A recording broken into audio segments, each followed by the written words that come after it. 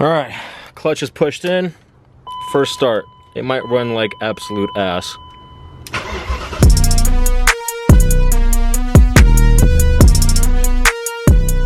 Before we put the subframe back in, I removed the rear bumper, and we're gonna cut the floor a little bit, enough to still fit a spare tire, but also enough to clear the exhaust. So I'm gonna cut the floor. Once the floor is cut and welded, that's when I'll put the subframe back in, and it should be solid. Anyway, engine mounts are on their way. We gotta get this engine into the engine bay, start doing a few wiring shenanigans with it. As you know, the wagons have a totally different system in this corner of the car. The M5 has an oil filter bracket that sits right about here. I measured everything out. It was actually perpendicular and exactly right next to this piece right here, and about a finger width's distance from one another. So what I did is I removed this from the wagon. I cut this off because it was welded on. This one on the M5, this bracket actually screws in. So what I'm gonna do is actually patch up these holes, weld them in, weld on some new plates, clean them up, repaint it again, just make it all nice and clean.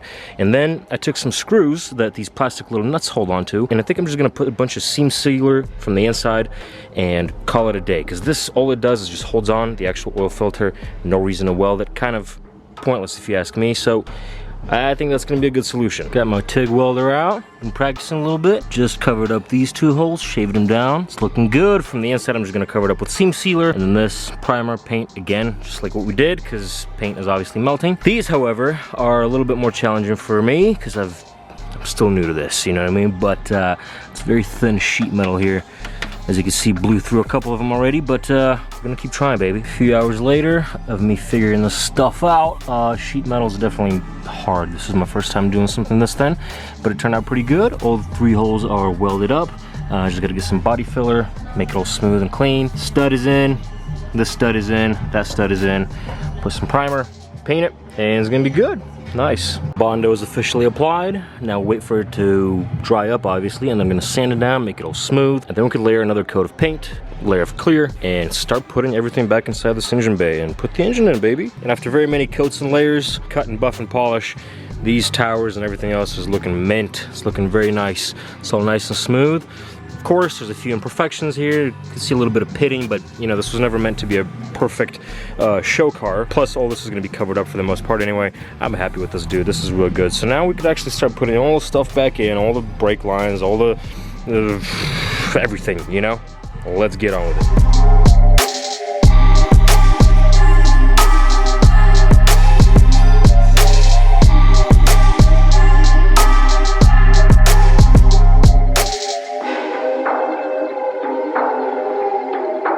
As you can see here, there are 2 keys. This is the pre-facelift key from the wagon that originally came with this car, and this is my M5 key from my M5.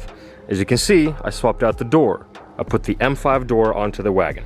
Obviously, the tumbler is completely different. This key will not do anything with it. It won't even go in. So I have to use the M5 key. The reason I swapped the doors on is because they're in better shape, and also I'm planning to keep the car silver. I love it so much with silver. Anyway, instead of using 2 keys, I needed to use 1 key, right? So I figured, since everything's disassembled here anyway for the time being, I need to swap out this tumbler. We did manage to swap over tumblers and put the actual M5 key, the facelift key, and it works, and it's good. Oh, she's going in, baby. Very tight. I forget how tight all this stuff is, but dude, these headers are in the way. Man, don't want to drop anything, any subframes or anything. This side's all very tight. The best way to do this is to angle the engine up this way, but it's a little late for that. I don't know. Dale's about to pull up. Hopefully we'll get this down. Anyway, next scene, engine's gonna be already in. Might be a different day, however. No, this is not a different day. Same evening, an hour or so in later, she's in, baby. The S62 that belongs in a wagon. Oh man. Now the real fun begins. Gonna start wiring wires and replacing connectors. This thing doesn't even have a plug on it. Who knows where that's going, dude.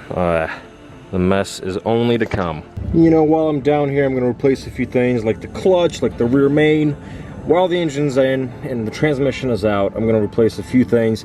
Rear main, pilot bearing, clutch, obviously. This water gasket up top, crucial. I already have all that, so we should be good. The only downside is I'm not gonna be using a new flat wheel.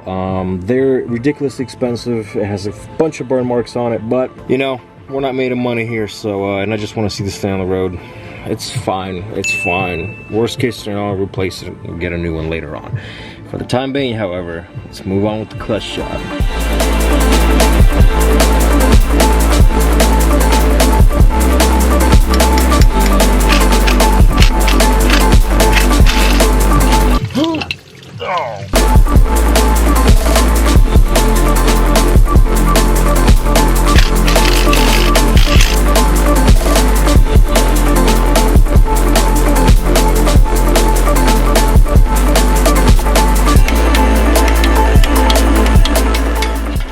Hello, you're not home right now. Who's working on your whatever you call this thing, eh? I just picking up my tires. You were home, but I don't know. Looks like you got naked and ran away. Don't know, man. Interesting though. Okay, bye. How do I turn this off?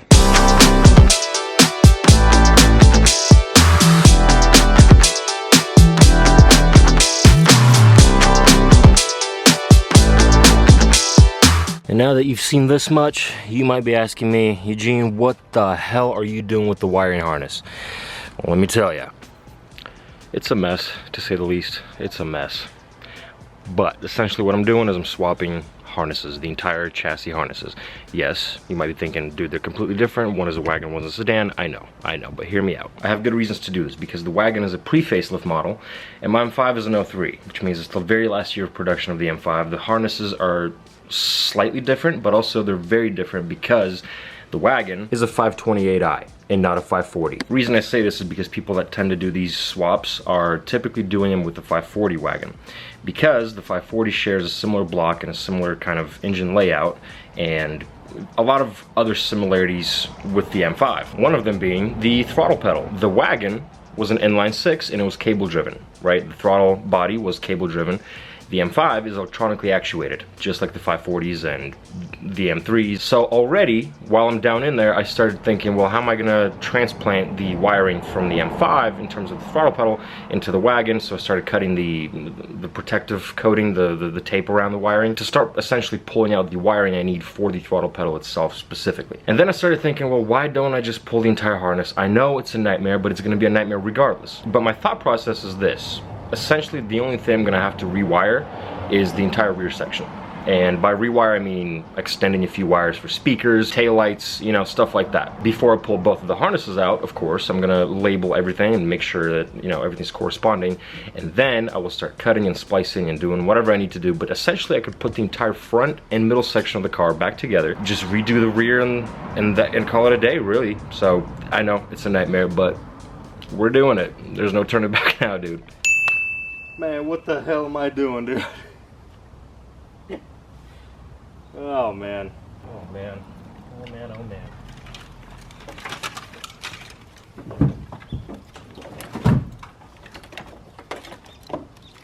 There's no way of doing this without getting it all tangled up. Here we have it.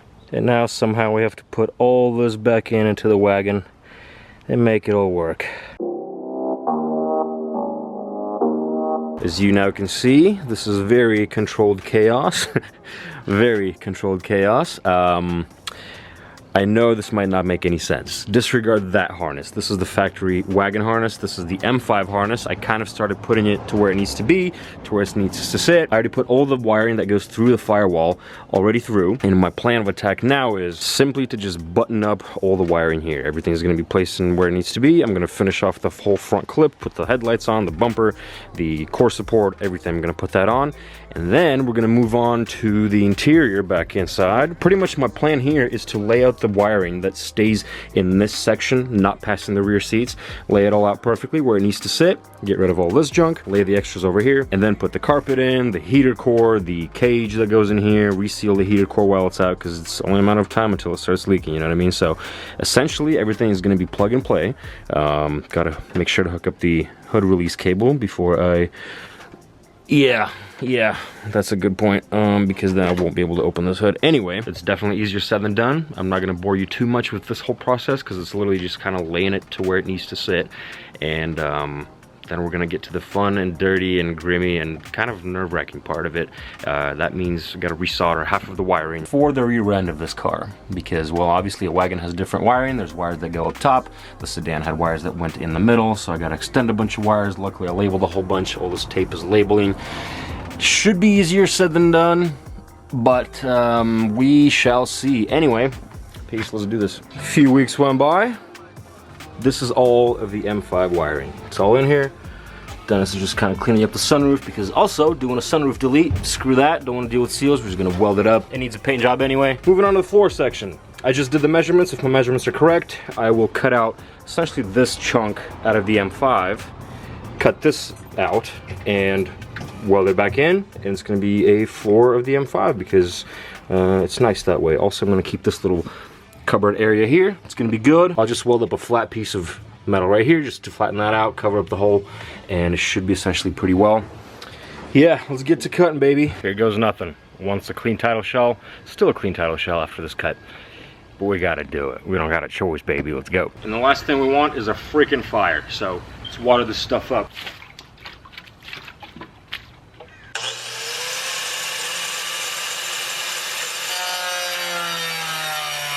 The floor is officially cut. Definitely had to go into more areas than I thought I would. There's multiple layers to this floor, right? But yeah, it's all cut. And now I'm gonna take the floor, measure it all out into here, make sure that I leave an extra lip a little bit on each side and every corner. And now it's time to cut this little guy, you know what I mean? I'll be honest, this recording compared to the one you just saw, it's been months since I picked this camera up. And the reason for that is because, I mean, I have had a lot of changes going on in my life. The work has not stopped, but there's been a lot of, I'm not gonna go into detail, but there's just been a lot of changes in my life. And also the work that I've been doing, it was just very finicky, very annoying to watch, I would imagine. So I figured I'm not gonna pick up the camera until the work is done, and I'll show you the progress, which now there's been a lot of progress made. So let me show you. First off, this rear floor has been fully re-welded. It's a little wet because it's raining outside, and you know, anyway, it's a little wet, but this whole floor has been re-welded from the M5. I chopped off this entire section from the M5 because if you don't know, this is not a 540, this is a 528, so the battery placement is very different. Whereas the 540, I would imagine the battery's still here, but I'm not sure. Anyway, I decided to swap out the floors in the trunk, and this is going to be just a compartment area for me. I swapped out this whole tray and everything. The battery's going to be fitted right here. I also welded on the factory spot for the battery terminal, the negative ground terminal. So that fits right there perfectly. It's all nicely done, all seam sealed, all welded up, all painted. It's looking real good. The underside as well, looking real fresh, looking real good. This whole trim area, I made room for the exhaust. Specifically, obviously, it's going to be a quad pipe exhaust still. It's going to be an M5, and yeah, it's going to be routed perfectly sweet, perfectly good. Also seam sealed and painted from the inside and from the bottom side. It's looking real fresh, real fresh. On top of that, if you haven't noticed, we did a sunroof delete. This whole car needs to be repainted anyway, so I didn't bother with this. I still have to kind of play with the fitment of it, because if you can see, it concaves down instead of upward with the shape of the roof. Most of this job of making it look all straight and pretty is going to be for the paint shop and the body workshop, but we'll make it work. I'll welded everything up in here, shaved it down. To be completely honest, I'm really tired of sunroofs. I just don't like them. I never use them because of the seals, you know. And yeah, dude, I just don't like to use sunroofs, so I decided I'm gonna do a delete. It's gonna be a slick top wagon M5. On top of that, I'm gonna get rid of these bars right here, and it's just gonna be super clean and slick. It's gonna be good. Also, as you can see, the interior is starting to come together. It's looking all real nice and pretty. Front section of the carpet is the original M5 carpet. The rear section of the carpet is the wagon carpet, because it's a little bit different. It has the cutouts in here for the seat bolsters, or the seat mounting points. What, I don't know, it's stupid design. Anyway, it's starting to come along very nicely. I got the dash in, I got all the wires routed through correctly. It's been a mission. This has taken me forever, simply because when I started this project, I wasn't planning to do a whole chassis harness swap, and I did because of many reasons. And yeah, so this has the full factory M5 sedan chassis harness. And when I pulled all the parts from the M5, I didn't think I'm gonna be swapping the harnesses, so I never labeled anything. So this has been taking me forever to realize which wire goes where and whatnot, but it's been fun to say the least. Once the interior is fully in, well, not fully, but up until like this area right here, I'll give power to the car, and I'm gonna start going through turn signals and what have you, and just start rewiring certain things. Because this little section of the harness, this is the original wagon harness. It goes up into the roof, into the trunk lid, right? So it's very different compared to the sedan. So I'm gonna have to, I labeled all the wires, all the connectors, all the plugs, I've labeled them, and I'm gonna retrofit it and solder up and just make it work. Anyway, it's gonna be a mission to say the least, but it shouldn't be a lot of wires, I wouldn't imagine. Just, it's a two-piece tail light now instead of one, right? So the turn signal, I got to reroute that and figure out which plug goes where and what have you. The rear wiper, I'm gonna have to figure that out because the M5 obviously didn't have one. The trunk, just the way it opens, and just extend a bunch of wires, really. And this is why I haven't been showing you anything, because dude, this is such tedious work, and I doubt any of you would, you know, I doubt any of you really want to watch this type of stuff. So I've been neglecting, I know, my apologies, but we're making good progress. Actually, if all goes well, I already filled up the engine with oil, filled up the power steering with fluid. Possibly I might be able to fire it up today for the first time in its new form. If I'm wearing different clothes, it's probably a different day in the next clip. But anyway, I'll show you. Okay, so it's been a full day of trying to figure out why the car isn't starting at all. Turns out, sorry, I'm bleeding. My dummy, the clutch pedal, the clutch sensor, the clutch switch, it was plugged in correctly. It was all good, it was plugged in, but it wasn't mounted on the actual clutch pedal because at that time I didn't realize where it goes. I just found the slot for it. You could see it kind of maybe in there. Anyway, as soon as I put it back into the spot where it needs to be and I went to give it a crank, it started to crank. We didn't fire it up yet. Let's take all the shit off of it. Oh yeah. That's why I asked. I was like, yo, you plug it in? You're like, yeah, it's I know plugged it's plugged in. I knew it was plugged in. I just didn't realize it's supposed to be mounted on the freaking pedal, dude. All right, clutch is pushed in. First start. It might run like absolute ass.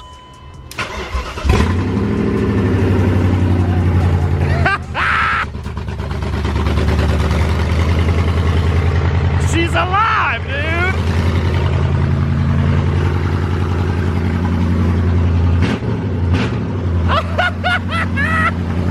She runs, dude! Dude, I'm so happy, dude. Oh man, dude, I'm like bloody, but didn't get any on you. But Ew. I'm excited, dude. She runs, she's alive, bro. Woo, dude! Well, there you have it. You just witnessed it. The true very first start of the Touring M5, and I couldn't be more stoked, dude. Honestly, that was it. That was the first startup of this car with that engine in its new chassis form, and it was incredible because it just fired right up. Didn't even stutter. Didn't even have a hiccup. It just went for it, dude. And I'm so pumped. Anyway, there's a lot of stuff coming for this channel and for this car specifically, and if you're interested, dude, make sure to, I know it's cliche, but hit the subscribe button, like, share, do all the following. There's a lot of stuff coming, so stay tuned for the next episode. Peace.